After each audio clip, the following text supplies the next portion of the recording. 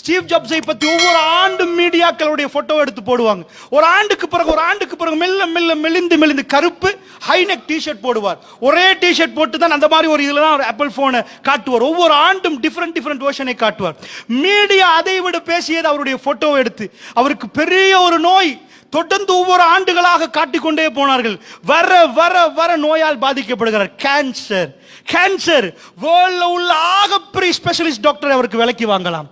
ஆகப்பெரிய சாதாரண மகாரகமையில் உள்ள கேன்சர் ஹாஸ்பிட்டல் மாதிரி இல்ல, வேர்ல்ட்ல உள்ள ஃபர்ஸ்ட் கிளாஸ் கேன்சருக்குரிய ட்ரீட்மெண்ட் அவருக்கு செய்யலாம்.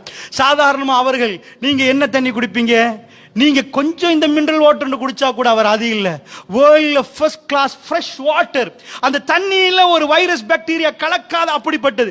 சாதாரண ஒரு 5 ஸ்டாருக்கு இறங்கினா கொஞ்சம் வாகனம் முன்னாடி போனா கூட எடுத்து கொடைய வந்து பிடிப்பாங்க. வெயில்ல காயக்கூடாது, மழையில நனையக்கூடாது.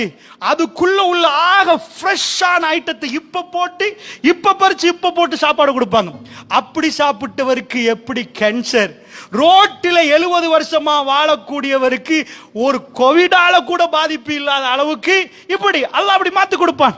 56 இவ்வளவு சொத்து. இந்த சொத்தோட கணக்கு உங்களுக்கு சொன்னா புரியும். இன்றைக்கு நம்ம நாடு அங்கலாய்க்குது. 2500 3000 பில்லியன் தாண்டி போக முடியல. எங்க நாட்டுடைய பட்ஜெட் 2500 முதல் 4000 பில்லியன் இப்ப வரைக்கும்.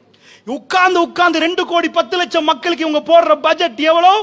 2500 பில்லியன் to 4000 பில்லியன். சாதாரணமாக 2011 ஸ்டீவ் ஜாப்ஸ் சாகிற நேரம் அவருடைய சொத்து மட்டும் அந்த கம்பெனி சொத்துடைய மதிப்பீடு 38,000 பில்லியன். நம்ம நாட்டில் 10-11 ஆண்டுகளுக்கு 2 கோடி 10 லட்சம் பேருக்கு பட்ஜெட் போடுற சொத்து.